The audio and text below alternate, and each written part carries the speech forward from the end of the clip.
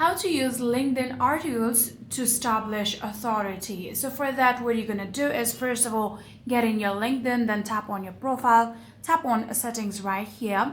And after doing that, tap on visibility. Scroll down a bit, you can see followers, tap on that, and make sure that make follow primary is turned on, just like that. So after doing that, another thing that you can do is pin your best work on your profile. Then after doing that, you can structure for readability. For that, what you can do is write killer headlines, format for mobile, and also embed visual breaks. So after doing that, you can share and promote.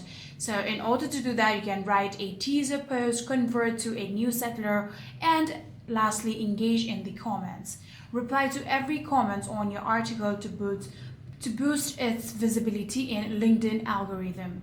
And after doing all of these, I'm pretty sure that you will be able to use a LinkedIn article to establish authorities, and that's it.